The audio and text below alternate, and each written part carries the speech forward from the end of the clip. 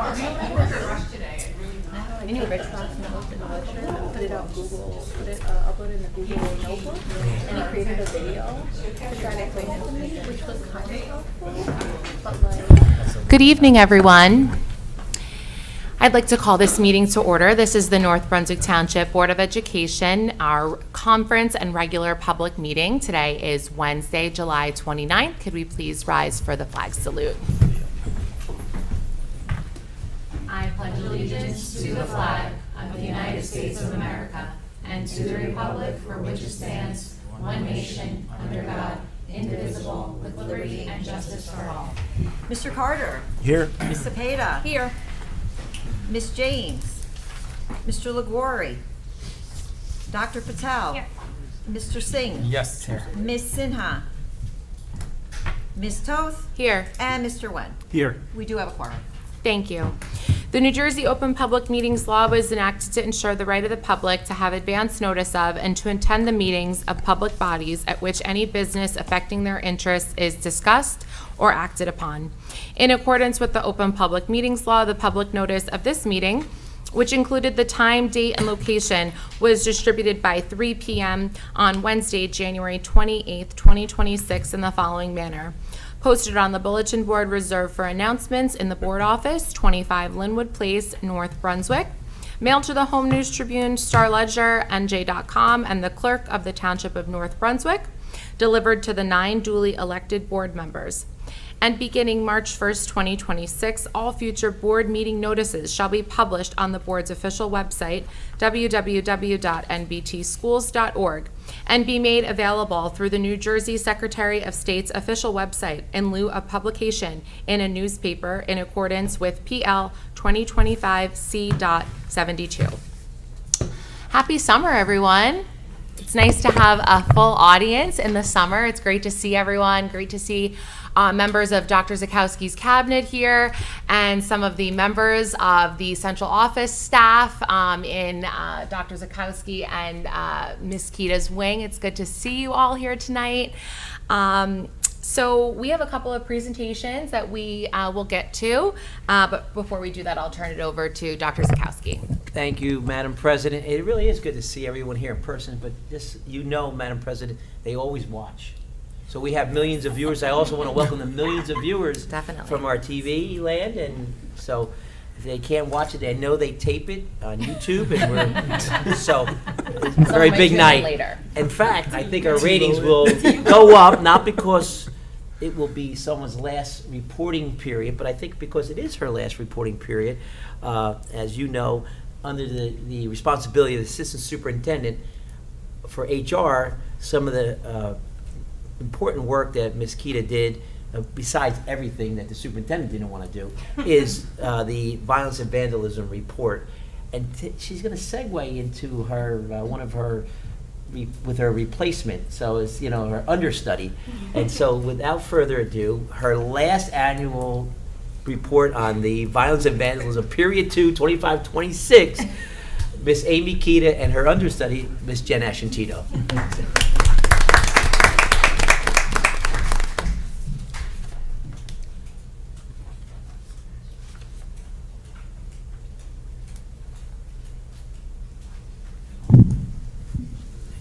Good evening, everyone. Thank you very much. I did tell Mrs. Asciantino, who is our new Director of Future Ready Programs, Technology, and School Safety, that she's free to change this next year. I used the emoji lady because it kind of looked like me, but feel free to change that up. So we are here tonight to present by state law, which appears on pages 27 through 29 of tonight's board agenda for reporting period 2, the annual violence and vandalism presentation. So we will go to the next slide. I can click. Yeah. Okay.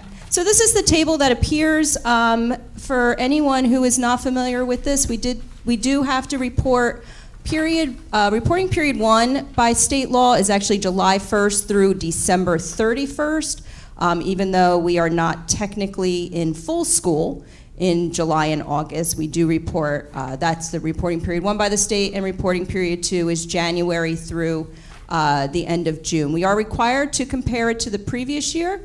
And you will see a couple things that we in North Brunswick take our presentation a little step further to provide context just to the numbers, because the numbers by themselves, do need, some explanation. Again, by state law, we are required to compare it to last year's reporting period too, but we will also give you highlights from the total year in general, because that really is what speaks to our school year in terms of incidents, whether it was HIB related, other incidents leading to removal, such as tardy, cutting class, insubordinate behavior, HIB alleged, those that were unfounded, HIBs or HIB trainings and HIB programs. So for reporting period 2, of the 94 incidents from January through the end of June as defined by the NJDOE, you should know that 38 of those were HIB, confirmed HIB. We did do, again, as we usually do, we provide a little bit more context for you. And primarily, the majority of those were teasing in nature, mostly from the elementary level. Less than 10, though, of that total number involved social media. And actually, we're pleased to say that there were no repeat offenders in reporting period 2 or from reporting period 1 either. So for the total school year, we did not have any repeat confirmed offenders. We, of course, would love these numbers to be 0, but, we are pleased with progress that we are making in our schools. 18 submitted HIB claims, as I mentioned, that's what that number is, were unfounded or what the state calls alleged. And under state law, we do provide supports for both offenders and victims, and that continues to be overseen by our instructional deans and our school counselors in each building. For the school year in review, we saw a 22% reduction in other student incidents. We had 881 total this year, representing a decrease from over 1,000 incidents reported from the prior school year.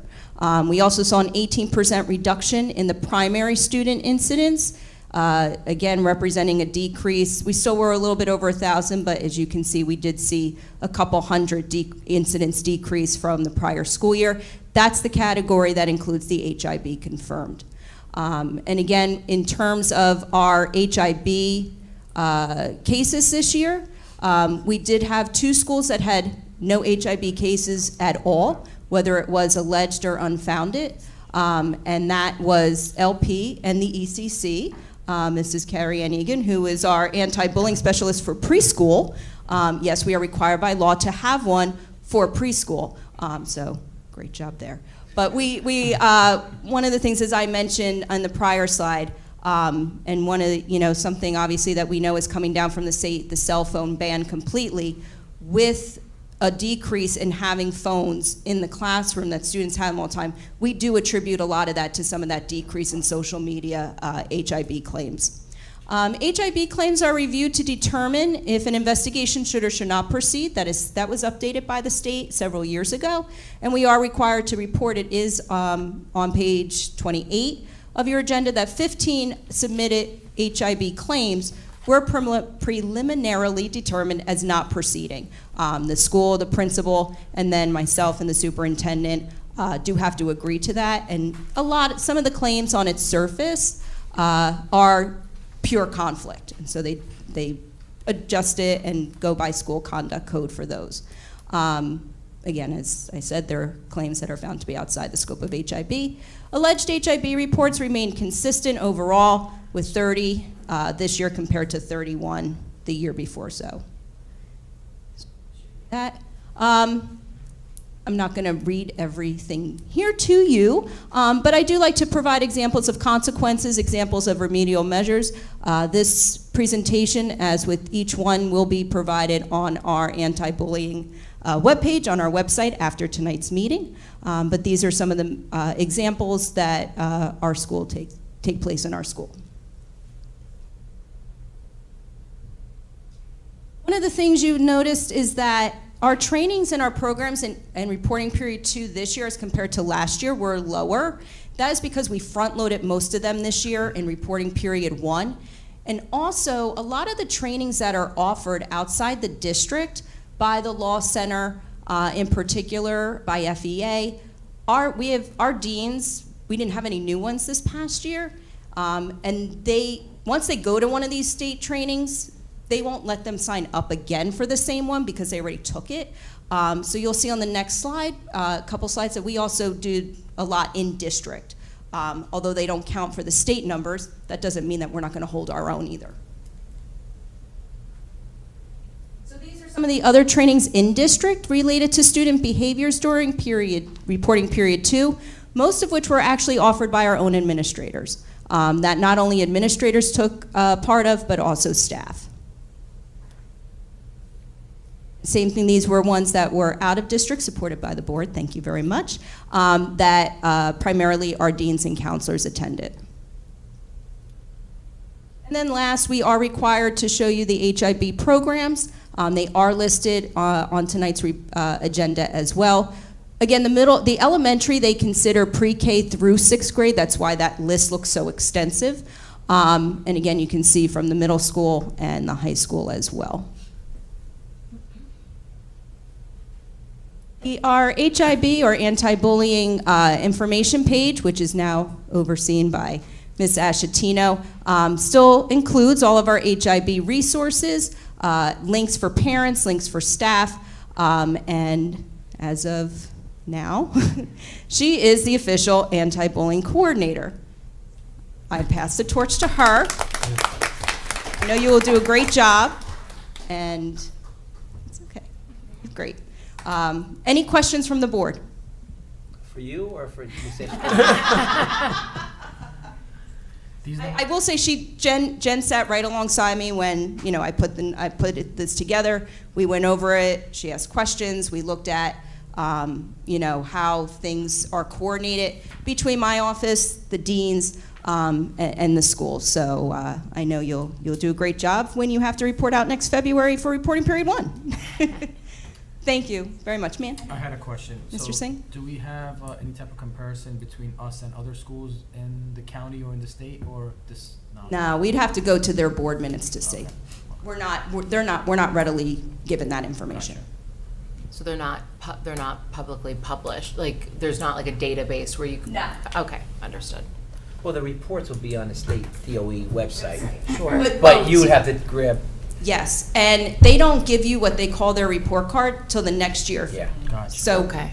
you will not see 25, 26 probably on our website till late December. Okay. Much like the state scores that we get. So they're always a little behind the times, but they will be there.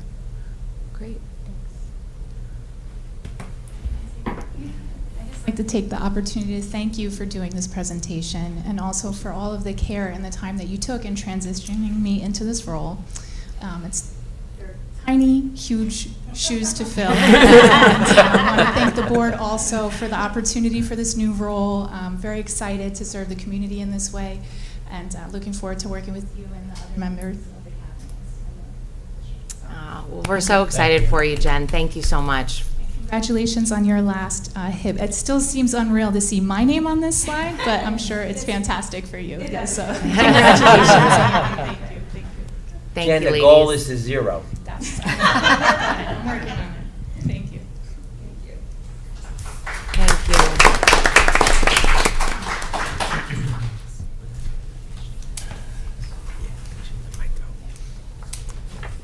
Madam President, we're also graced with the presence of Mr. Neller from the high school, and I believe, are you going to share with him today, Ms. Chang? I'm morally supporting him. Morally? He says he's good to go. Okay, all right. I don't know if Mr. Neller needs any introduction, our principal from the high school. Yes. But we do have millions of viewers. Absolutely. Good evening, and thank you for asking me to come tonight to speak about our graduation rate and our AP test scores. Last summer, I had the opportunity to present this, and I think you'll be equally as impressed, if not more, with what I'm going to share tonight. Usually this data starts to come out once the school year ends. I received the AP test scores, and usually in the middle of July.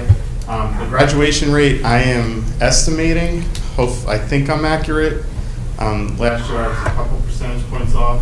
But that rate doesn't actually come out until September 1st, because we have until August 31st to submit any summer grads. We don't have any members of the class of 2026 currently working towards a diploma. Every eligible senior has already completed their diploma requirements. So as I shared last year, in 2011, the state of New Jersey adjusted the way they determined the graduation rate. So they use a 4-year and a 5-year cohort. So for the class of 2026, when they entered the high school 4 years ago, it was the number of students entering the high school that we were judged on for our graduation rate, and that number was 467. Once they enter the high school, they become our responsibility, and some students transfer. Unfortunately, some students make the decision not to continue schooling. We have a cohort of students every year, special education students that go on to our, they don't officially graduate from the high school because they go into our 18 to 21-year-old program, which by state law, we are allowed to give them that extra years of schooling. But if we do that, the state then punishes us by counting them against our graduation rate. I would love to say I'm going to get that fixed before I retire, but we'll see. It's been like that since 2011. And then after 5 years, they do go back and look and see if any additional students graduated, and they will adjust our rate after year 5 also. All right, so you can see going back to 2023, our graduation rate was 95%. The last 2 years, it's been around 94%. This year, my estimate is of that 467 students, we will have a 93.8% graduation rate. We have 10 students going to 18 to 21. We did have 10 students, unfortunately, that are listed as dropout, meaning they made the decision, or their family made the decision for them to pursue work or something else besides school, or they went to a program that the state doesn't necessarily recognize as a school. So there are some training programs out there that kids will go to that the state does not count them as schooling, and therefore they still count against their graduation rate, even though they're going into employment or a trade.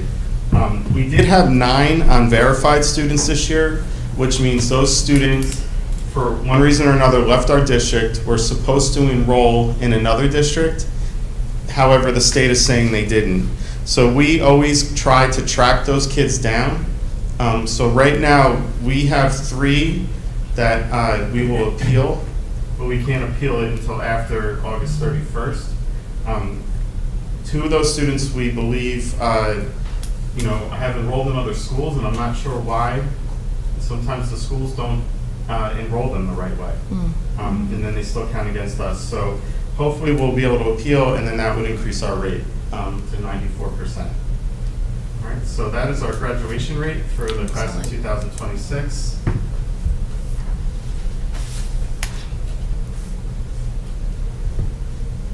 AP test scores. So advanced placement exams are college level tests administered by the College Board, the same makers of the SAT. They're given to students who take AP classes at the high school, which we have over 20 AP classes currently at the high school. They're rigorous. They're meant to be college level exams that will measure the student's ability to perform on the college level in those type of classes. Colleges will determine whether or not to provide credit to students. They are scored on a scale of 1 to 5. 3 is considered, they call it qualified, but it's the metric for a passing score. So 3 to 5 is passing. Generally 4 to 5 is where colleges will consider giving college credit to a student. So where did our students excel this school year? They excelled in AP Biology, where 100% of them scored a 3 or better. They excelled in Computer Science A and Computer Science Principles. Computer Science A, 100% of the students received a 3 or better. 87% in computer science principals. In calculus BC, 91.4% of students passed. If you take into consideration the AB subscore, which is basically the first part of the calculus BC exam, covers the material from calculus AB, so they take the first part of their exam covers those principles. 97% of the students passed that section of the exam. AP chemistry, Dr. O'Reilly got 100% passing for her students. I think I saw her. There's Doc. Congratulations, Dr. O'Reilly. I didn't look back before. I was hoping you would be. I know you always come. Our English language and composition, 90.7% of students passed. AP pre-calculus, this is only the third year we're offering that course. 100% passing. Wow. AP Physics 1 was 90, sorry, my eyes are going a little bit, 95%. And Physics C was 87.5% passing. Spanish language and culture was 91.3. And then AP US History had a 95.2% passing rate, and AP World History Modern was 87.5. So our kids really did very well on the exams this year. Last year, I stood in front of you and said we had a 78% passing rate, which is excellent. This year, 85% of our students received a 3 or better. Wow.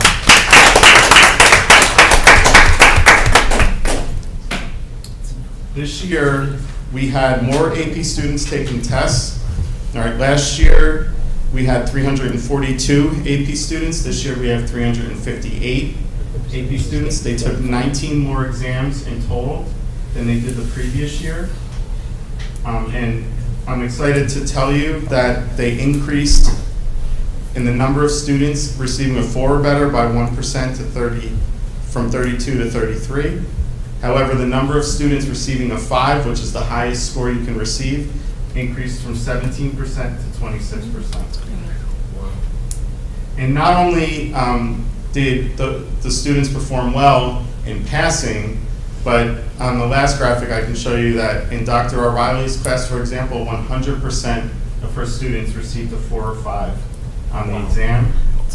AP Biology, 88%, World History Modern was 88%, US History was 86%, and Pre-Calculus was 80%. Overall, we had about 30%, almost a third of the senior class, 467 students, took an AP exam while in high school and passed with a 3 or higher. And we had 153 students that were recognized this year as AP scholars, meaning they received not only received passing scores, but in many cases took multiple AP tests while they were in high school. So each year, spring and academic recognition night, we're unable to recognize the graduating seniors, so we will send certificates to their homes, but we will recognize the current juniors who are rising seniors at academic recognition night next year. So I'm very excited about that. All right, so thank you. Thank you. Hold on, Mike. Mr. Neller, that academic recognition, I remember it well. I think I closed for that. I changed the script. Yes. But I just want to say first, kudos to you, Dr. O'Reilly. You know, the numbers speak loud and clear, and the magic continues. Yes. I don't know if people realize the scoring is done against a national norm. That's why universities will give credit, because it's not grade inflated, where they worry about local grade inflation rules. An honors class maybe 4.5 on a 4.0 scale for GPA, whereas AP, they level it, and College Board trains scores, and it's on a national norm, and it's compared. So to get 4 or 5 on 100% of your students, that's magical, and we thank you for all of your work and going above and beyond, because it doesn't happen by accident, and we don't believe in coincidences. So not only Dr. O'Reilly, all the staff that are dedicated, but since Dr. O'Reilly's here, the magic continues, and thank you, Dr. O'Reilly, for that. So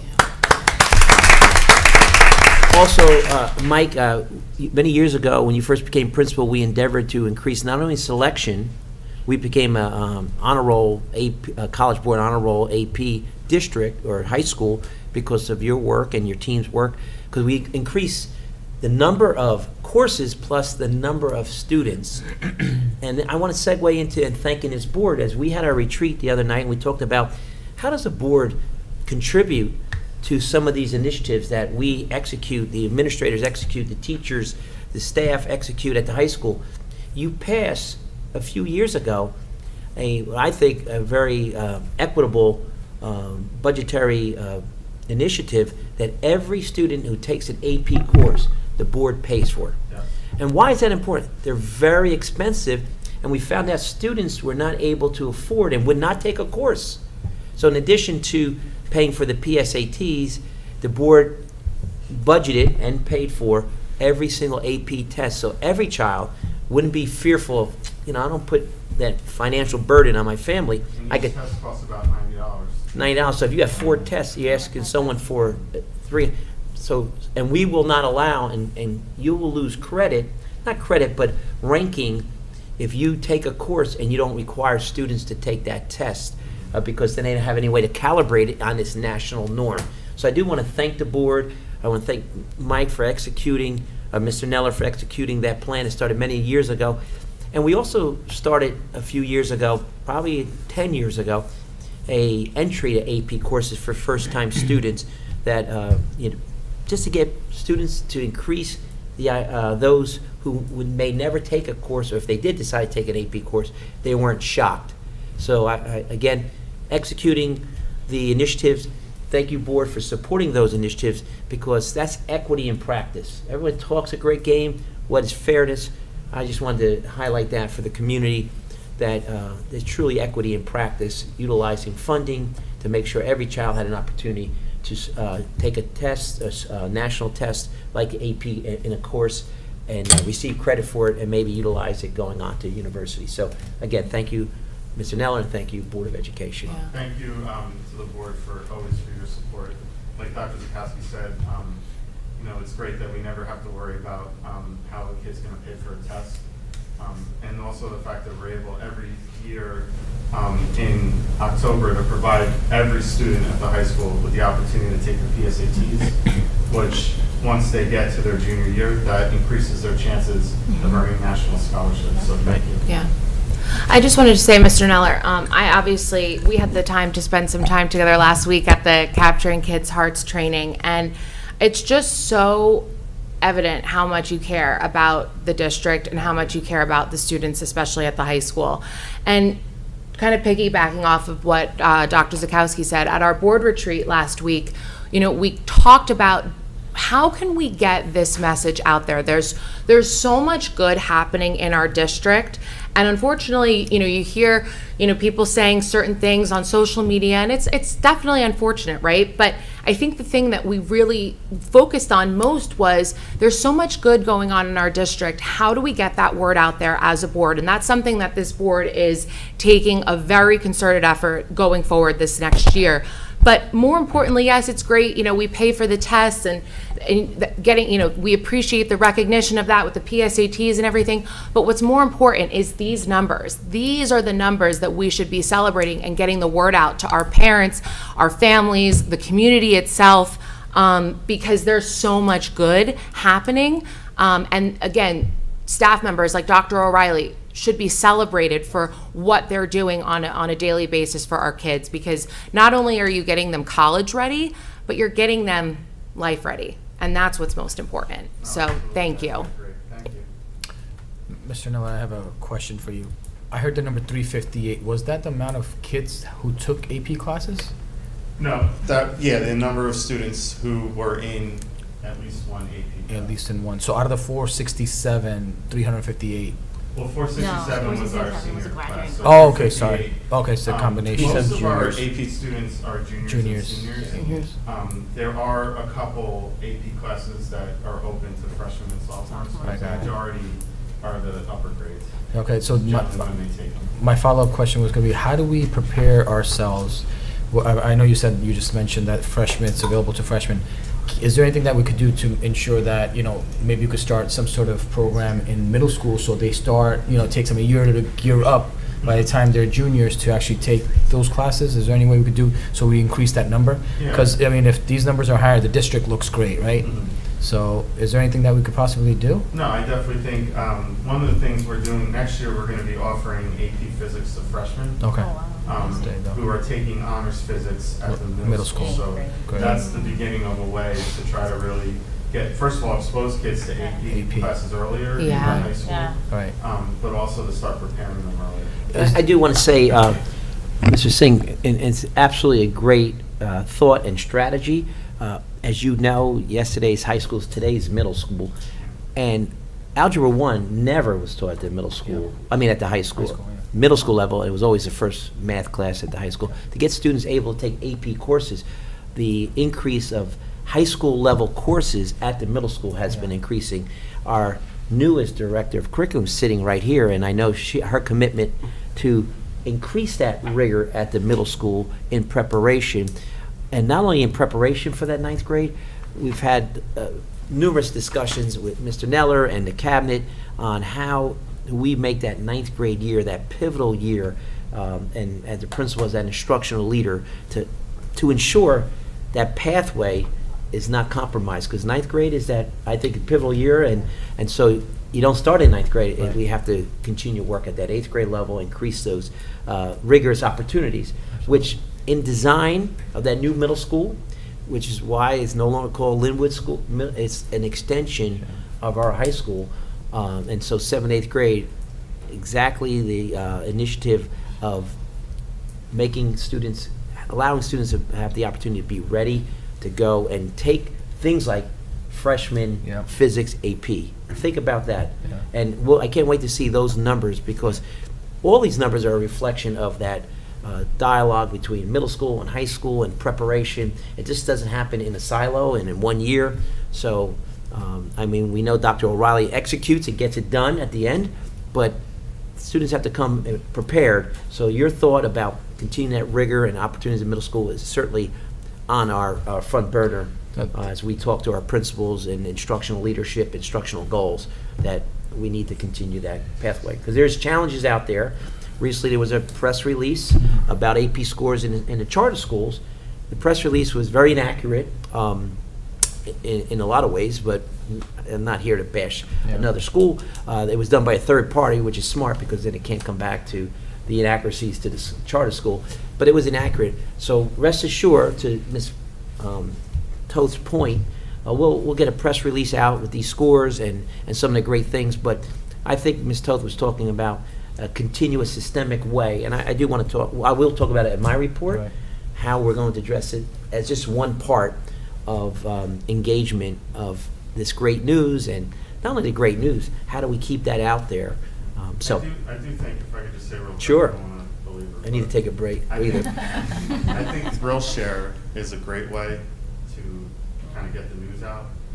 I don't know why, but I get all the Piscataways, their posts, and so once I think you have that algorithm, you can see everything, and I think it's a great way. I know we started it last year, and I hope we're going to continue it this year, but I think that's a great way of showing what's going on in the schools.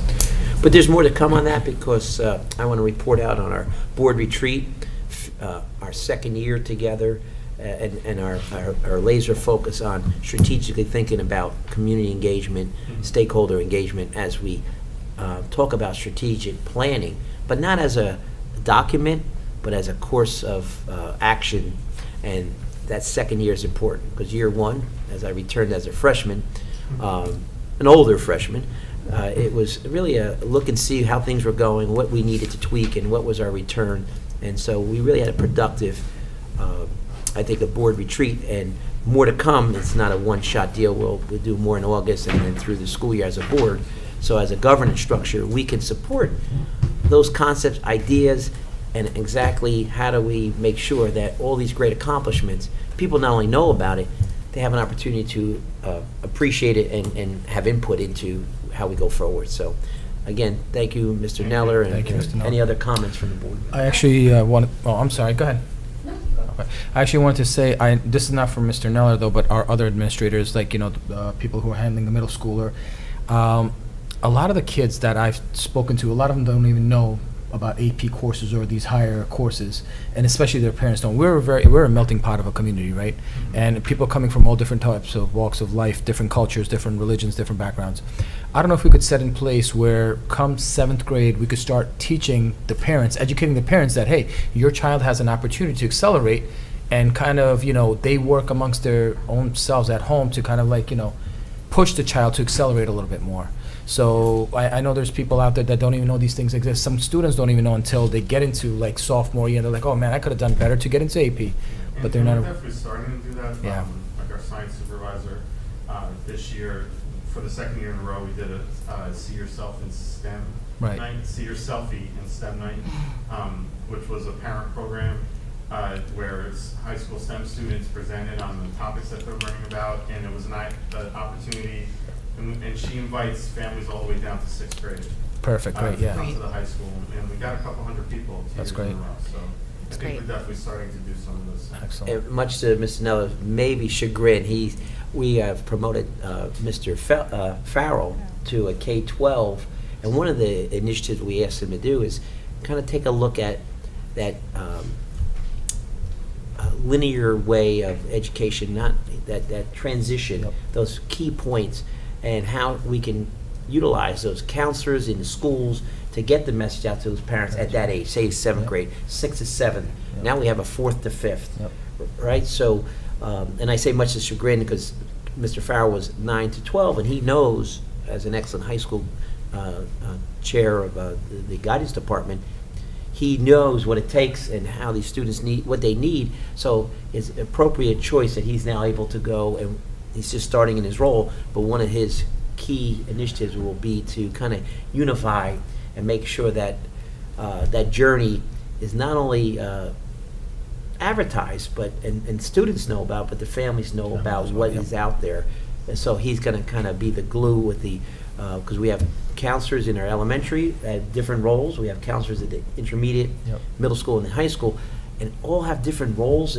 But there is a common purpose in that Venn diagram that overlaps, which is to get the message to the community, Of course. get to families of what's available Yep. and what they can do if Right. they stay in the course. So we do know you're going to lose a full-time director of guidance from 9 to 12, but I think No, you'll get more help, and we'll certainly, They'll do a great job. yeah, I think he'll do a great I'm district-wide. open to sharing. Yeah, and we thank you for that.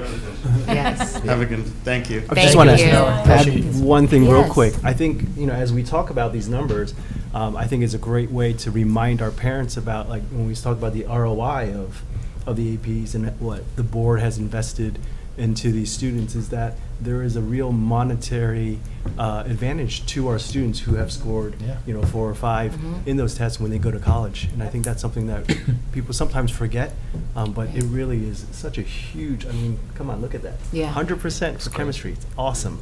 I've had kids go through that as well and be able to score it and skip and save a ton of money. So it's really important. Yeah. Oh, thank you. Thank you so much. We're also, I don't. Oh. Last year, when we initiated the dual enrollment program with TCNJ, most of the classes, the majority of the classes that that students can earn college credit for are AP classes. Wow, So we're going to continue that work this year as well. that's great. Thank you. Thank you. Thank you. Ms. Chang. Yes. Please. Congratulations, Mr. Meller, and your team. I may have done a little. Microphone, please. We got millions of viewers, so yes. thank you. Yes. Congratulations. Introduce yourself. Oh, Mrs. Chang, Director of Curriculum and Instruction. Okay. Congratulations, Mike. I may have done a happy dance when we were done calculating the numbers. But what I wanted to say to the board was that our district has been presenting graduation rates for many years due to Mrs. Kita's diligence. It has never been a requirement. It's just something that we do to be transparent. But my understanding is that in the coming year, we will be required. So if that rate that Mr. Neller presented, that estimated rate changes, he or I will be sure to publicly update you with an accurate rate, as it will be a state requirement that it be presented to the board publicly. Usually they would have accepted a board committee announcement on graduation rates. So thank you, Mrs. Kita, for starting that many years ago, and now everybody's going to have to do it. And we're already ahead of the game. So I'm hoping that, like Mike said, it goes up to a 94% with his few appeals. Definitely. Thank you, Mrs. Chang. Thank you. No problem. All right. Wow, two great presentations. Yes. Madam President, I know you know this is our, I know you might have heard the rumor that our assistant superintendent will be retiring. Yes, I heard that rumor. I know you wanted to say a few things before that, so, because we have some people here that, so I would recommend that you do your presentation to our assistant superintendent, and then maybe I'll ask for a motion for a 5-minute break, and we could, Sure. kind of say hi to the audience, and maybe Amy could say hi to the folks to see her last meeting. I don't know. Absolutely. So I think I'll turn it over to you. Thank you so much. Well, I wanted to take a minute for Mrs. Kita, Amy's last meeting as board president, to just say a couple of words, and then of course our board can chime in as well. But I prepared something. So there are some people whose impact can't be measured by a title or the number of years they've served. And to me, Amy, you're one of those people. When people think about your career, they'll remember the titles, the accomplishments, and the incredible 25 years you dedicated to North Brunswick. They'll remember that you once were a student in this district, and you chose to come back and serve the community that helped shape you in your high school years, and ultimately became our assistant superintendent. That kind of full circle journey is remarkable and something so many people aspire to. But that's not what I'll remember most. I'll remember the person. I remember knowing you as Miss Rumbo when I was a student in the district, and now, years later, having the privilege of serving alongside you as board president. It's crazy, really crazy to think about. Looking back, it's amazing to think about how our paths came full circle. Throughout every role you've had the way of making people feel seen, valued, and cared for. Over the years, you've become so much more than someone I just worked with or someone that was my friend's teacher. You've become a dear friend. Thank you for always being someone I could count on, for your kindness, your encouragement, your wisdom, and the quiet way you've always made those feel around you supported. You lead with compassion, humility, and grace. You make difficult decisions with heart, celebrate others before yourself, and remind all of us that leadership is ultimately about people. While I'm incredibly sad to see you go, I couldn't be happier for you. Retirement at such a young age is such an exciting new chapter, and it is one that you most have earned. I hope it's fulfilled and filled with joy, new adventures, and all the happiness you spent the last 25 years helping create for everyone else here in North Brunswick. On behalf of the Board of Ed and from me personally, we thank you so much. Thank you for your unwavering dedication to North Brunswick, for the countless lives you've touched, and for being someone I've always admired and looked up to. You left this district better than you found it. Your legacy will live on through the people you've mentored, the students you've inspired, and the example you've set for all of us. Congratulations on an extraordinary career. We'll miss you dearly, but we are all so excited on what's ahead for you, and we know that this is not goodbye. Let's see you later.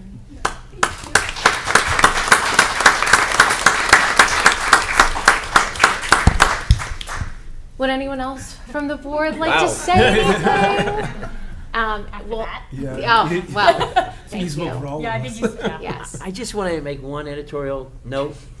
You said look up to Amy. Yes, Figuratively. figuratively. Well, thank you. Oh, okay, I can do this. Thank you so much, President Toth. It has been an absolute honor to serve this district for the past 25 years. Like you said, I was a student here. I taught here. My whole career's here, friendships, my mentors. It has just been wonderful. It has been a pleasure to work with all of you, both past and present board members. My colleagues who are here tonight, thank you so much. Dr. Zakowski, You saw something in me in the classroom, and you challenged me. You provided so many wonderful opportunities for me.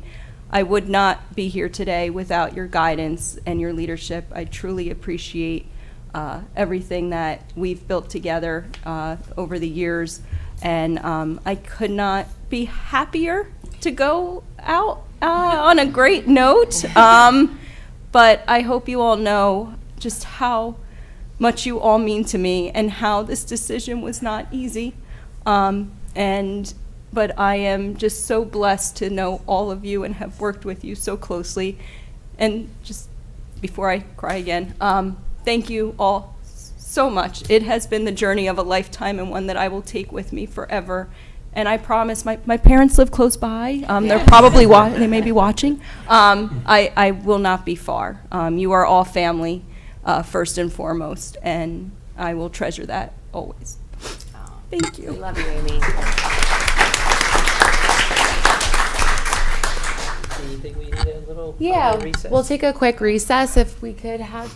A motion? A motion? Can I have a motion to take a quick recess? We just need a second. Mr. Cepeda, all in favor? Aye. Anyone opposed? We can take a break. Okay, great. You should have brought the varsity Yeah, jacket. definitely.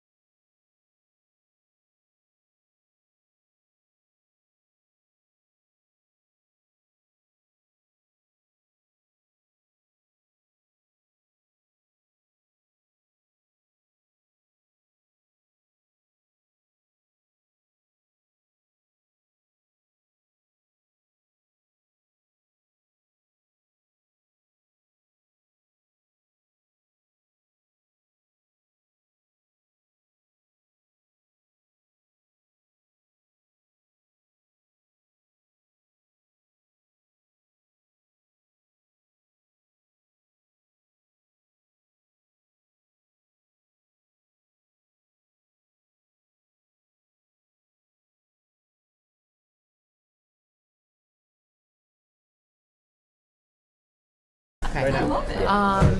No, you just say I need a motion to. All right, everyone. Opposed, no. Thank you for that nice break. Mr. Wen, would you make the motion to return to open? So moved. Second. All in favor? Aye. Is anyone opposed? We're back in session. No, they can't oppose. We got to come back in session. We got business to. All Madam gonna go Much home. to attend to. Madam President, may I just take the mic for a little bit? Again, Yes. we know, thank you, Ms. Kita. I think we summed it all up. Just people coming out on an evening, your retirement dinner. It's hard to believe retirement dinner, right? But was so well attended and so much appreciation and respect. I do want to talk a little bit about post Amy, because part of when Amy was leaving, as you know, districts have faced many challenges throughout the year with fiscal restraints and fiscal cutbacks. You've read, I don't have to repeat the number of districts at 10 million, 13 million, 14 million in our Middlesex County in the whole financial red. We were very fortunate that we were not in the red, and we were able to maintain the entire staff that we wanted to keep, so that not one unnecessary cut. But there were some challenges and some creativity, and one of the creativity was that we all have to do more with less. So with Amy leaving, currently we will not be replacing at this moment the assistant superintendent, and you will see that we moved some people around to do some of the extra work. We got some extra funding from the state with our preschool grant. I just want to introduce, the net of it all was that we were able to save a few jobs with central office kind of overlapping, changing, doing some more work. Ms. Ashantino coming, join the team to pick up parts of the assistant superintendent job, and the hiring of an interim HR person, in which I'm going to get to in a minute. So with the board's, allow me a little bit of some leeway here to divert from our normal agenda, which we have some work to do yet.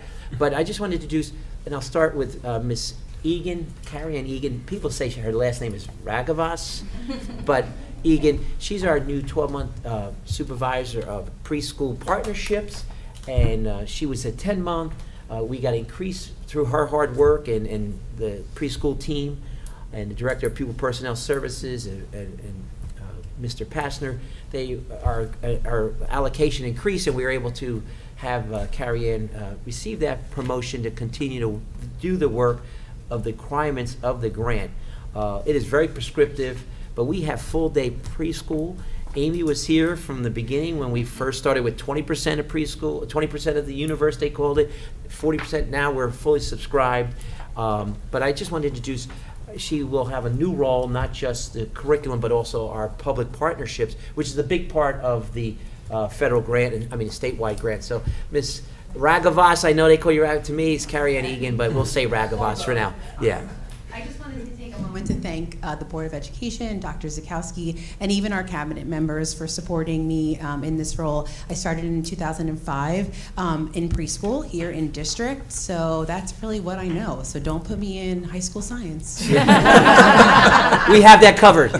You see the scores? It wouldn't be that if I was there. So, but I've even been the teacher of some of our board members' kiddos. So I just wanted to thank you for your support, and I'm honored and proud to continue to serve our youngest little learners and their families and our district. Thank you. Thank you, Carrie. Thank you. Also, somebody was here replacing, we had recently had to, a few retirements in Parsons, so that Ms. Nicole Jakunska moved from Linwood as the dean to the director of elementary instruction at Parsons, so we needed a new administrative dean here at Linwood School, intermediate school. I only know her as Nicole Stewart. They told me she has a new last name too. So, is it Stewart okay?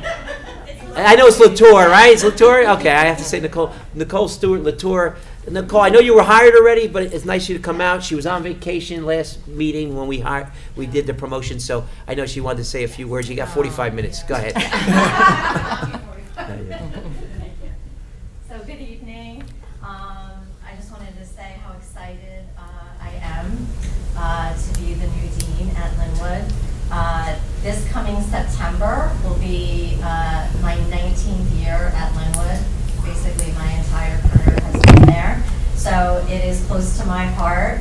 And I wanted to thank you and tell you how grateful I am that you are giving me and trusting me with this opportunity, and that I will continue to serve the students and the families of Linwood and the North Brunswick community for my tenure as dean there. So thank you kindly. Thank you, Nicole. Thank you. Now, Nicole, I do have to share with the board, I wasn't really in support of you being promoted because we're losing a dynamic English teacher.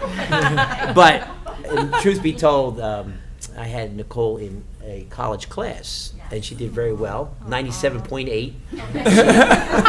Am I not supposed to say that? But she had an A in the course, but I knew she would make a great administrator someday, and I'm very happy that you're an administrator. But she is also a great teacher, but you can't be a great administrator if you were not a great teacher. So, even if it's English, not history. Thank you.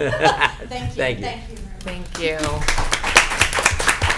And then I do want to introduce somebody that sat here many years ago, but came full circle and is now working as our assistant business administrator. She's in the audience. She came in to wish Amy a goodbye. And Miss Ingrid Dillon, our assistant business administrator in Miss Hawk's office. Want to say hello, Miss Ingrid, if you want to say hello to the board. And This is an opportunity to say hello to the board. Place near and dear to my heart. Many years of service, and as you know, long nights with Dr. Z, and there are millions of viewers. Yes. Yes. So they're still sticking around. We used to say that then too. Yes, yes. Yeah.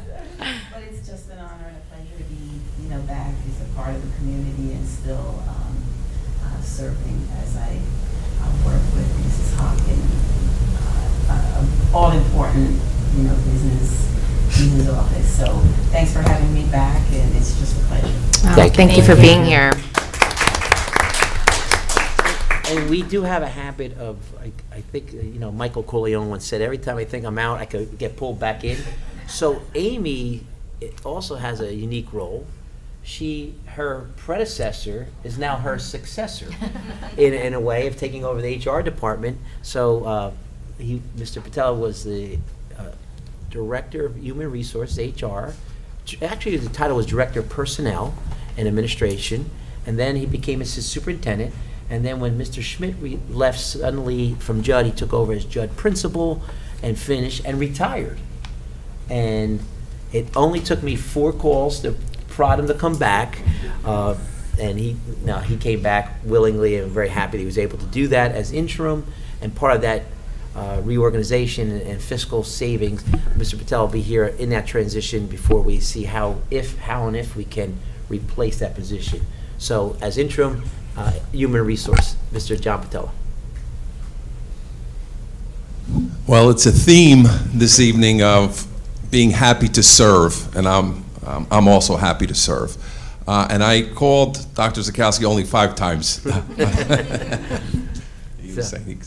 Anyway, I'm excited to be back. I saw a lot of familiar faces, a lot of kind faces, and I'm looking forward to working hard. Dr. Zakowski is very difficult to work for in a good way. He will challenge, and you will grow as a... That's not what I wrote with you to say. So, Board of Education, Ms. President Toth, I'm very happy to be back. I'm looking forward to working with all of you. Thank you. Us too. So, Madam President, thank you for indulging me. Board members, thank you for indulging me to kind of get off script. But with that, I'll return.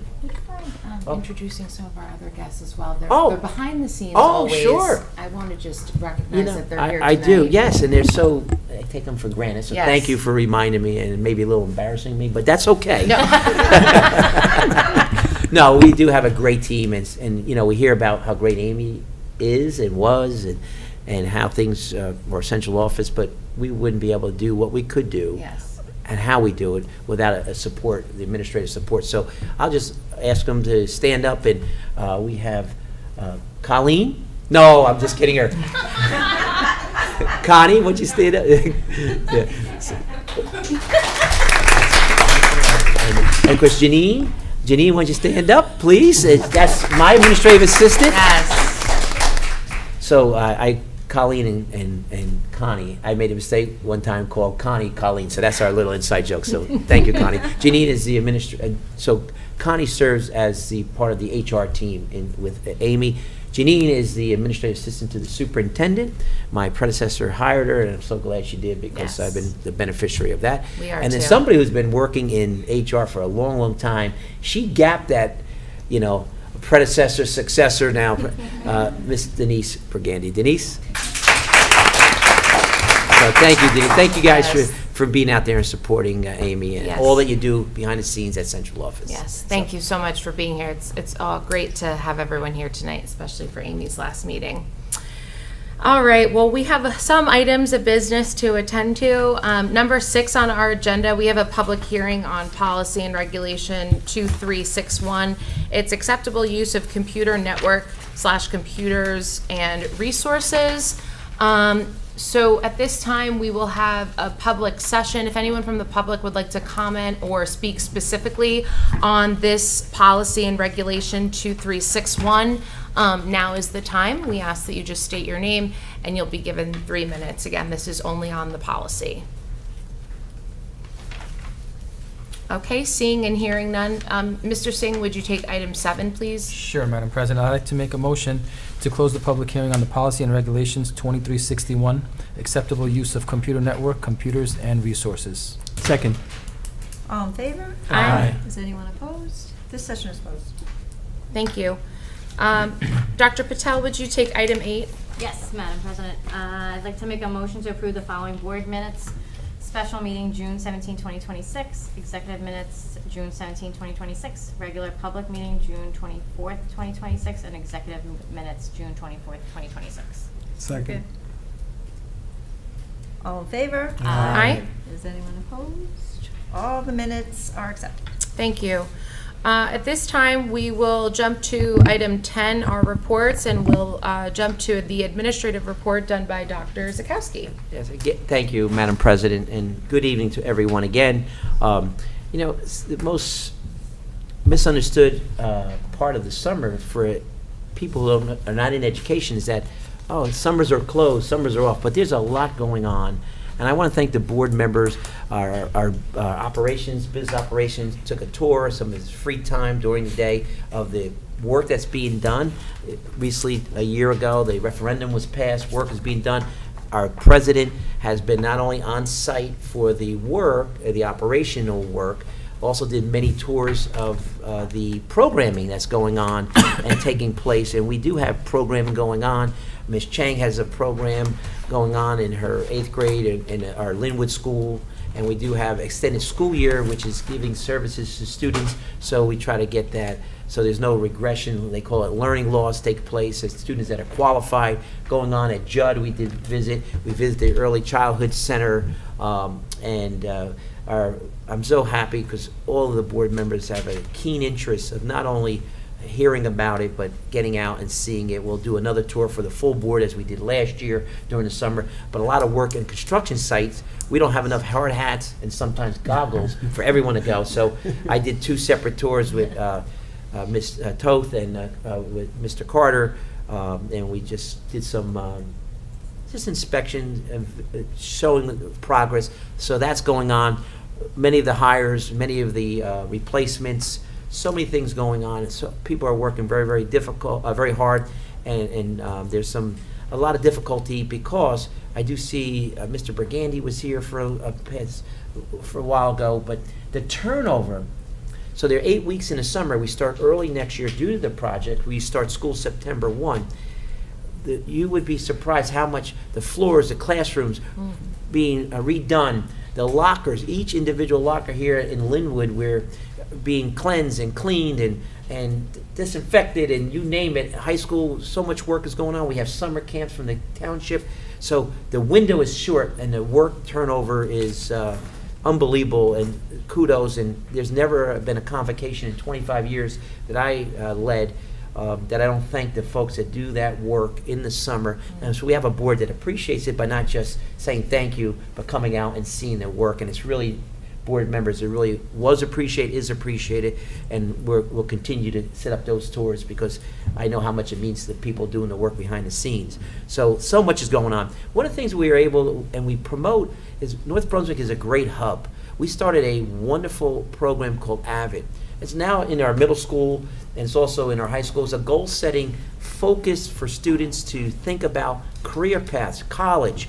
And AVID has been so successful, we were asked to host a tri-state conference. And we just finished. So let me give you some numbers that really sink in. 330 teachers, staff members came in and looked at this attended this AVID conference here at North Brunswick Township High School. Thank you, Mr. Neller. I know you got your high school back now for a little bit, but they were from New Jersey, Pennsylvania, Connecticut, Delaware. 53 school districts attended this, and North Brunswick was the hub. Why is it important to us? Not only to show off that our initiative, how successful we are, and they highlight us, but also we learn from other districts. That networking is so important to be able to reach out to colleagues. So hosting it, we're getting, our staff is getting free PD and learning, and of course, we continue to want to get better in all that we do. So thank you again to Mr. Neller. I think Mr. Emanuel was the host of it. I believe, I don't want to leave anybody out, so I do want to thank, and make sure I'll tell Mr. Neller, please, on behalf of the board, to thank your team that hosted 330. I want to thank Mr. Miserol, because I know the security, 330, making sure students that from the township summer program, 20 classrooms were filled every day at the high school. So we really appreciate all the work in hosting that. Our summer academies, I mentioned, we have grades 1 through 4. I think at our Summer Institute, I said the middle school 5 through 8, so it's the intermediate and middle school. They had been hard at work at this summer, and thank you, Ms. Chang, for organizing that, grant funding that. We appreciate that. We had 186 students. It doesn't cost the taxpayer any money because it's through a grant led by, started by Ms. Chang. Started by Ms. Kita, and Ms. Chang took it over, and it continues to grow. And they regularly attend and with a great focus. The instruction is math, language arts, but also weaving in their social and emotional learning skills is a big part of it. So the program has been essential. Again, you heard me say summer slide or the regression, learning loss to get ready for students ready for school in September for the students. So congratulations and thank you again. A busy time. Things are going on. This year's theme is the Jersey Boardwalk, where the students have been engaged in project-based learning. They're preparing final showcase next week with their families, and I'm talking about the summer programming, the grades, right? It's the Jersey Boardwalk. I think it's pretty neat, pretty creative. So you know our president will be there, and it's always open to every board member. I know our team always welcomes the entire board. We have anything we do, we'll certainly invite Ms. Krachewski. I introduced Janine before. She makes sure that the word gets out to the board members to come. Feel free. You're part of the reason why we're able to provide these programs. So Jersey Boardwalk, that's the theme, and I think it'll be exciting to get to see their final product at the end. Our extended school year program, also I mentioned, Ms. Tothi did a tour, ECC, Judd, Linwood. Some student highlights will be displayed in the World Cup Showcase. Pretty neat. Next week, our older students in the Possibility Program, that's our 18 to 21. They have been busy learning how to run a business with their cafe coffee cart. The ladies at Central Office and the people in Central Office working this summer look forward to that all the time. They fight to get in line to buy that coffee. So we and I did take we did a road trip. I just want to shout out to a great colleague in Sayreville. Superintendent started from a cafe coffee cart to now they have a storefront, the Bombers Cafe. We're going to take our team over there to show what is possible and with some forward thinking. So we look forward to that trip. And also, it's a wonderful experience for our 18 to 21 because I know you heard about the 4-year cohort, supporting students where they will not graduate in 4 years, but to get these life skills and ability to take some time, their time, to be ready to go out the next step. May not be in 4 years, definitely be 5, 6, even sometimes 7, up until 21 years old. So we're very proud of that, and we're very happy the board supports that. So I don't think we'll ever be at 100% graduation rate because, believe it or not, in the state's infinite wisdom, they do count the very regulation that they create, that this is a federal and state regulation, that these students have protection not to have to graduate until they're ready, actually count against the graduation rate. So it would be simple to fix that, as I think Mr. Neller alluded to that, but maybe sometime, Mike, before you retire, they'll fix it. I do want to reach out that this Tuesday coming, today's the Wednesday, so next Tuesday, August 4th, there's a National Night Out. It's a nice way the community, gets together. Just know the board supports this National Night Out in conjunction with our police department. We have a great partnership with our wonderful police department. You're going to hear later on, we're going to have a separate motion. I'm very excited.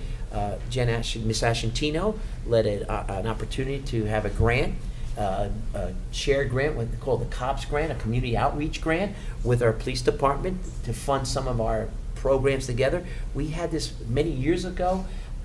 Senator Rush Holt, Congressman Rush Holt, millions of dollars came to this district for our safety initiatives. So much to Ms. Ashentino's credit, you're going to see two motions later on.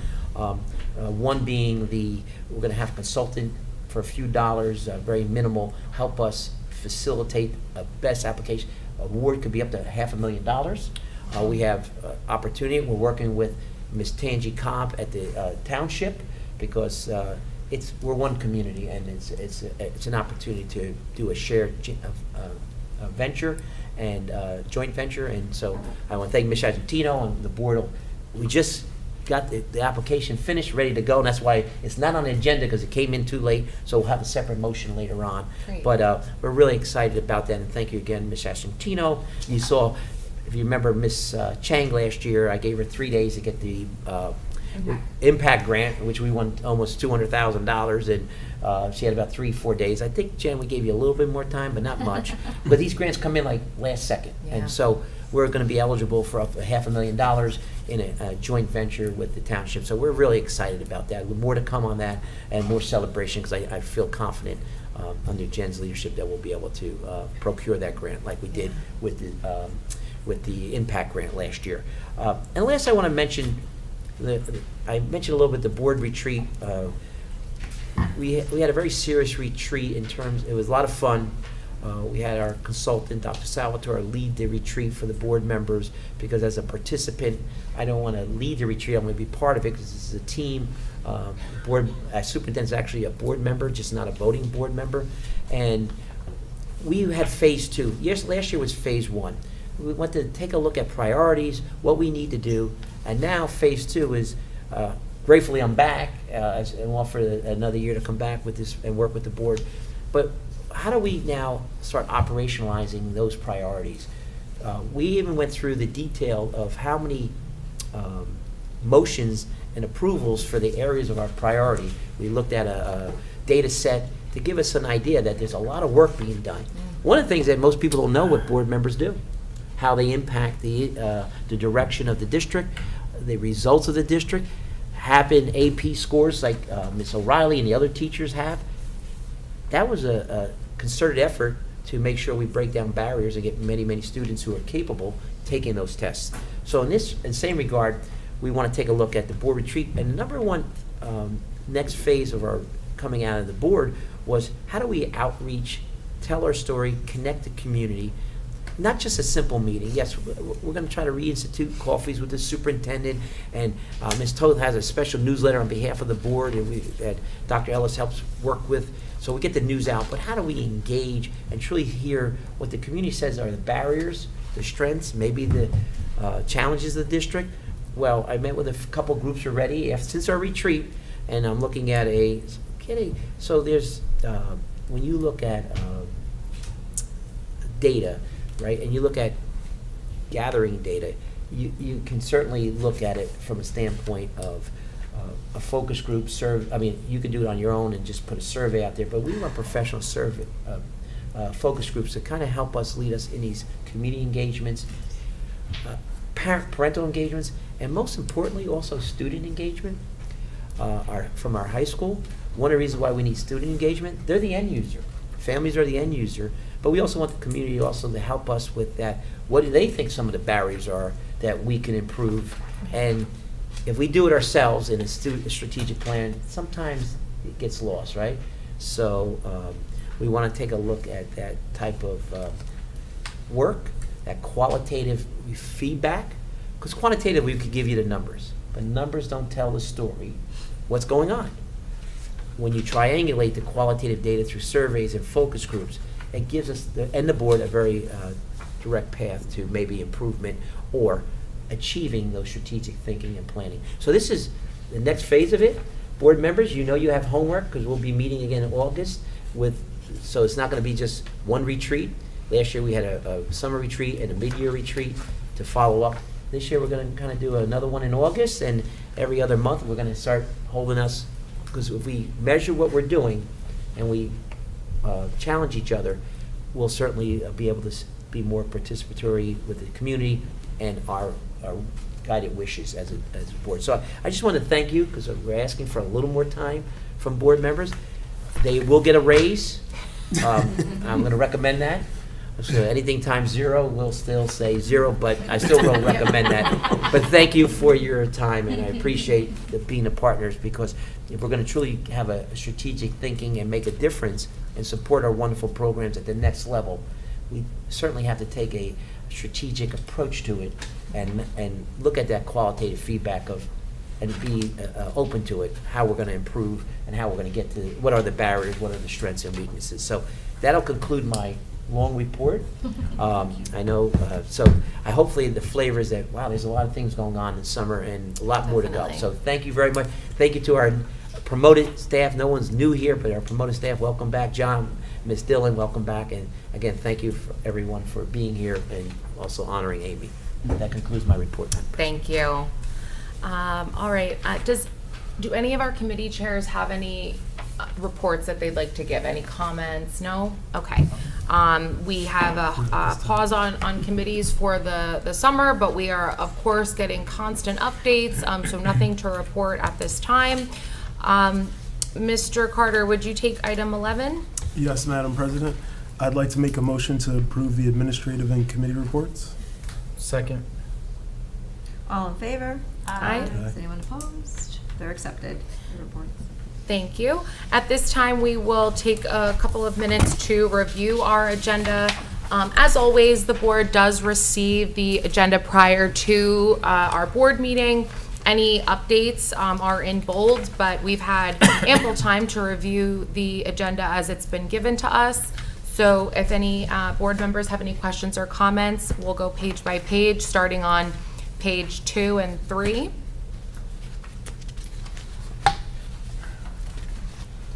Pages 4 and 5.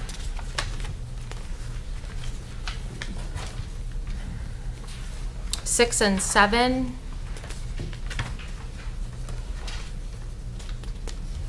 Pages 8 and 9.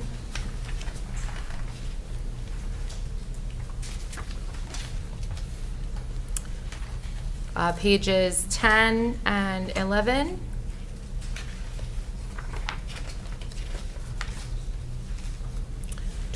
And 13, pages 14 and 15, 16, 17. This is the time of year where we're obviously approving all of our clubs and activities going on at all of the schools, where they're listed on 16 and 17. Concluding on 18 and 19.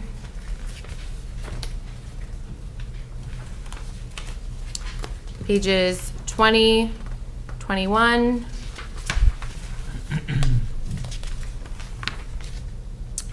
22 and 23.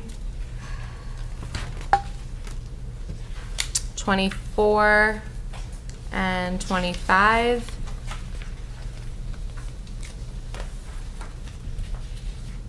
Pages 26 and 27, 28 and 29, all a part of Ms. Kita and Ms. Ascentino's presentation this evening.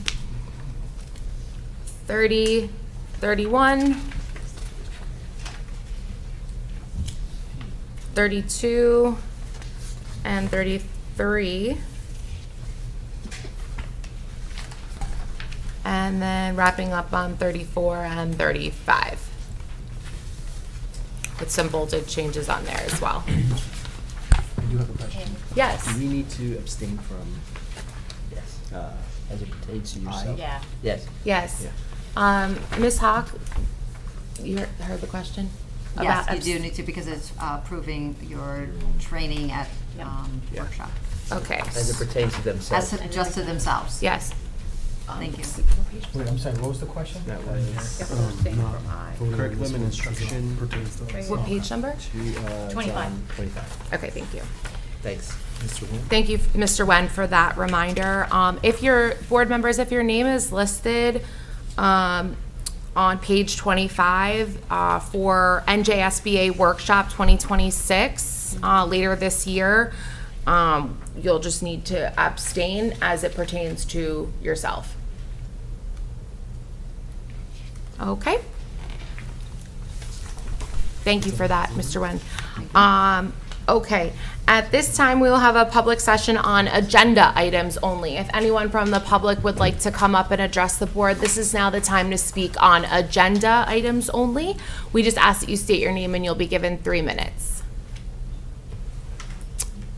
We'll have a section for public comment as well. This is only agenda This item. is just agenda items only. Yep. Okay, seeing and hearing none, could I please have a motion to close the public portion of the meeting? Second. All in favor? Aye. Is anyone opposed? We can close the session. Thank you. Ms. Cepeda, would you please take item 15, consent agenda? Yes, Madam President, thank you. I move to approve the following consent agenda items: Personnel 1-2, Curriculum 1-2, Miscellaneous, Finance 1-2, Policy and Transportation. Second. I will do roll call. Mr. Carter, Yes, except for except for item. related to the workshop. Yeah, related to the workshop. Thank Yeah, you. curriculum I. Thank Number you. I. Ms. Cepeda, Yes, with exception to Curriculum for the workshop. Yes, for the workshop. Thank Very you. good. All right. And Dr. Patel, Yes, except for the workshop listed on page 24 and 25 of the agenda. thank you. Mr. Singh, Yes, except for curriculum I-2. thank you. Ms. Toth, Yes, except for curriculum I, as it pertains to myself listed on page 25. and Mr. Wen. Yes, except for curriculum section 2, number I, that pertains to myself for workshop. Wonderful. All the motions and resolutions are accepted. Thank you. We're not used to abstaining very often as it pertains to ourselves, so. Barely. Okay, yes. All right, thank you, everyone. If we could please jump to page 34. We'll have a public session on any matter at this time. So if anyone from the public in our audience would like to address the board on any matter, this is now the time. We just ask that you come up to the podium, state your name, and you'll be given 3 minutes. Hi, good evening, everyone. My name is Maria, and I previously had emailed a letter to the board, to a board member who's not here this evening, with the understanding it would be forwarded to all the board members, but I thought that I would come this evening to express my concerns in person. I'm here to express my concern with regard to the amount of summer work assigned to the North Brunswick Township High School students. While I appreciate the importance of reinforcing academic skills during the summer months, I believe the current workload can place an unnecessary burden on the students. My son is a high-achieving student who will be entering the 10th grade in September. There's no question that he's gifted and more than capable of being challenged academically. For the 2026-2027 school year, his course loads will be comprised of honors and AP courses. Upon my review of the extensive summer assignments, they hardly seem like reinforcement of busy work or a means to get a head start on the new school year.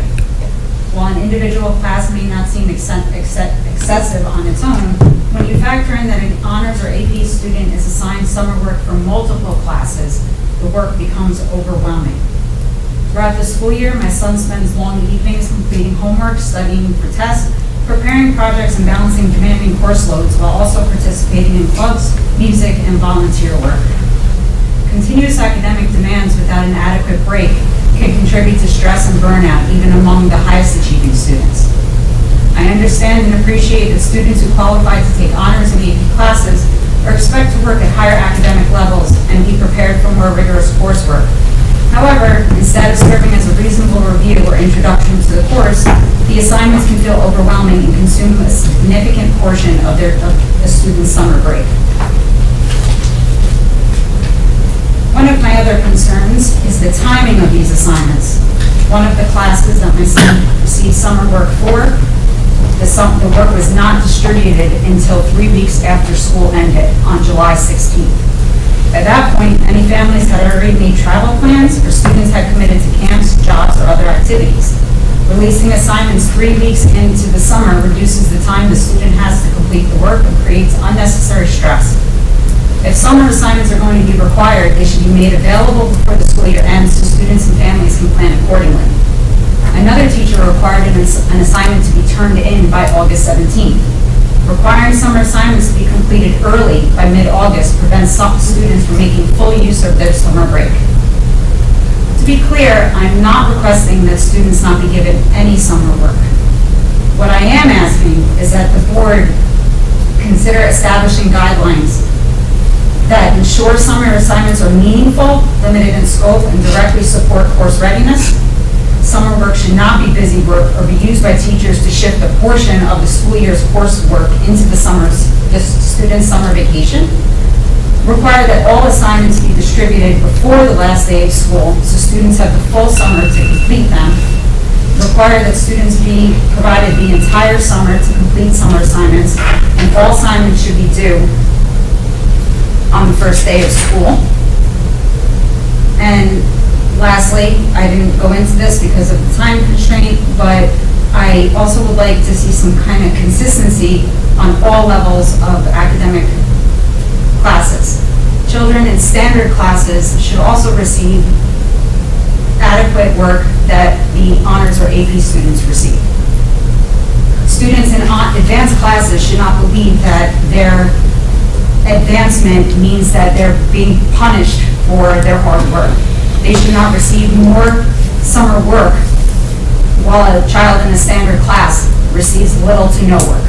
I've confirmed this with several parents, I've spoken with them, and there seems to be a disparity in the amount of work assigned. I thank the board for listening, and I hope that there can be some improvements. Maria, is it? Yes, it is. So we first thank you. I mean, not that the board is very open, and this, as a policy body, your initial step, so when you have, what's your points of resolution to any issue, and I think it's a very age-old problem. What's the point of, I call it diminishing return? And we talked about this at the board. In fact, our cabinet just talked about this, especially the disparity point that you made up, like why are just the honors and advanced having maybe too much, but nothing from the, so I would really like for you to set an appointment up with me. We have our director of curriculum, we have our high school principal here, luckily. We didn't know that you would be here. And we do appreciate the board member that you wrote. It really wouldn't be in her position to kind of solve that issue, because we really need to get it on the ground level and really guide, because this is, I think, regulations or requirements of a high school policy, not a district-wide for the board. We would report out to the board the resolution of this issue, and I just think that your feedback, your input hits some really important points, because we don't want to add to stress to these students, but we also got to be careful, because we have made such, now on the AP honor rolls, and we're moving in that right direction, but we want to make sure we don't hit that saturation point where it's called diminishing return. For example, 3 hours a night of homework, they say you can improve your GPA with 3 hours of homework a night by 5 points. If you give 6 hours of homework a night, will they improve it by 10 points? No. You hit the saturation point and the point of diminishing return. So we don't want to hit that point. So your feedback is welcome. I mean, I'm glad you came to this board, because we do have millions of viewers, and so this piques my interest, that family members with high-achieving students, but also you're advocating for that, there's students that may not have AP courses. So we have Ms. Chang here tonight, and Dr. Ellis will tell you, as she's also in charge of the high school English department, will tell you that we just had this major discussion, like what's too much for one and nothing for others. Like, we have to have a balanced approach and maybe calibrate. I like to call it calibration. So the calibration really would become in, and I help facilitate that. Luckily, I introduced, you see Janine there, raising her hand. She's going to give you my direct line. Okay. She'll set up something. We'll have you in. Even though you maybe just want to get that out, I mean, I don't know if we're not going to be able to change something this year, but maybe we could allay some stress and some fears, and I'll certainly include the high school principal, our district level, but more importantly, our high school supervisors of instruction. So we want to certainly not stop this momentum, and I don't think your intention is to stop the momentum of high achievement, but as a father of students that took a lot of AP courses, I see the stress that happens sometimes in the summer, and you don't want to be counterproductive. So thank you, but if you talk to Janine, I think we'll set something up, and we'll get you here sooner than later, unless you're going away, but we'll try to get here as soon as, I heard you're going on vacation. We just so. came back. Oh, good, okay. Hope you had a good trip, and so we'll certainly meet, and we'll facilitate a meeting to get this kind of your input, very important to us, and because I think I've got some feedback from other community members that it's been generating a lot of discussion, and so we certainly listen. And I have a younger son, so Okay. it could benefit him. At What school is the He's young? going into 7th, so Okay. he'll be at middle school this year. Ah, okay, good. So yeah. it begins there, as you heard Mr. Singh say. We want to make sure that, we start off the right way, and certainly, but we also don't want to hit that saturation point and be counterproductive. So thank you. Great, Okay. thank you so much. Thank you for coming out. Thank you. Janine? Yes, Yeah. absolutely. Good evening. Thank you. Good evening, everyone. My name is Wendy Polanco, and I'm a North Brunswick resident, a graduate of the North Brunswick school system, and I'm a parent of 3 children who attend General Elementary School. As a resident of the Colonial Gardens neighborhood, I want to take a few minutes this evening just to make sure you're all aware of the proposed redevelopment project at 100 Fidelity Plaza. The project includes a proposed pilot for payment in lieu of taxes agreement and will rezone the property from office research use to light industrial use, with a stated goal of constructing a 300,000 square foot warehouse. Over the past several months, many members of our community have attended Township Council meetings to express concerns about the project. While there are a number of community concerns, including potential impacts on wetlands, traffic, noise, air, light pollution, flooding, and public safety, I wanted to speak specifically about the issues that directly affect our schools and our children. First, the proposed pilot agreement needs a different tax structure, and the Board of Education would not receive the same share of tax revenue that it would under conventional property taxation. At a time when our schools continue to face growing demands, any long-term reduction in potential education funding deserves careful consideration. Second, the location of this project is quite unique. As you may know, it borders North Brunswick Township High School, is immediately adjacent to a preschool daycare facility that has been a partner of the North Brunswick Township preschool program, and it's located near many of our district schools, actually within 2 miles of 5 of them. Any increase in truck, traffic, congestion, noise, or air pollution has the potential to affect students, staff, and families who travel this route every day. As members of the Board of Education, you may not have to vote on this redevelopment proposal, but you are trusted advocates for our students and our schools. We believe it is important that you are aware of this project, understand its potential impact on our community, and consider whether your voice should be a part of this conversation. We will continue to attend upcoming Township Council meetings on August 24th and September 14th to advocate for our community, and we invite anyone interested in learning more to visit our website, stop100fidelity.org. Thank you for your time, for your service, and for your continued commitment to the children of North Brunswick. Thank you. Thank you so much. Thank you for coming out.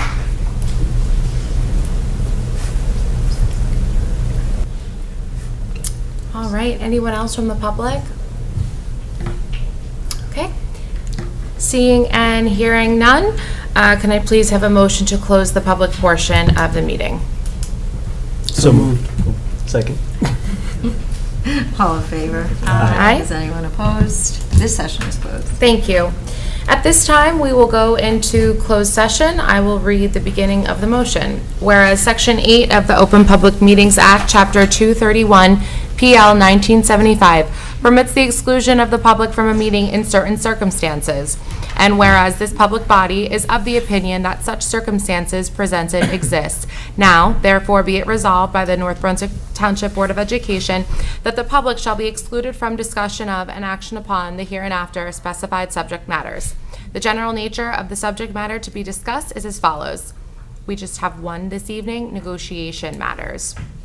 It is anticipated at this time that the above stated subject matter shall be made public as such time as the need for non-disclosure no longer exists.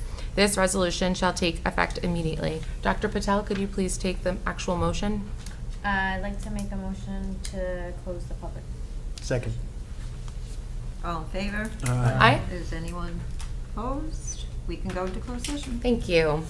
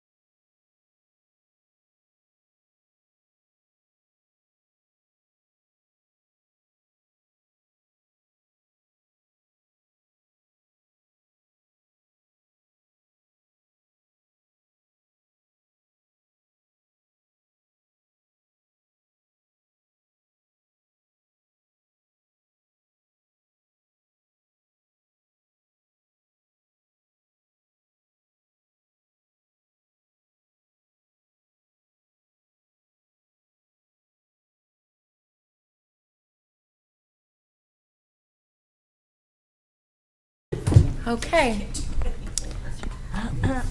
All right, at this time, can we please have a motion to return to open session? So moved? Second. All in favor? Aye. We are back in session. Thank you. So we have two motions coming out of closed session. First, I'll call on Dr. Patel. The first motion, please. Thanks, Madam President. Move to approve the memorandum of understanding between the North Brunswick Township Board of Education and the North Brunswick Township Board of Education Buildings, Grounds, and Maintenance Association establishing the terms of collective bargaining agreement for the period of July 1st, 2026 through June 30th, 2028, contingent upon successful ratification by the association. Can we have a second? Second. I will do roll call. Mr. Carter? Yes. Ms. Cepeda? Yes. Dr. Patel? Yes. Mr. Singh? Yes. Ms. Toth? Yes. And Mr. Wen. Yes. This motion is approved. Thank you. And I appreciate the team's hard work on that. Mr. Wen, the second motion, please. Yes, Madam President. I'd like to make a motion to approve the submission of an application for a joint grant venture with North Brunswick Township to the Community-Oriented Policing Services, COPS, grant. A second, please. Second. Thank you. I will do roll call again. Mr. Carter? Yes. Ms. Cepeda? Yes. Dr. Patel? Yes. Mr. Singh? Yes. Ms. Toth? Yes. And Mr. Wen. Yes. This one is also approved. All right. Thank you so much, everyone, for a great evening, a great night. Congratulations to Miss Kita. This is officially your last meeting, officially the end of the last meeting. Thank you all. At this time, can we please have a motion to adjourn? So moved. Second. Ooh, let's see. All in favor? Aye. We are Everyone is eager. They want to go home.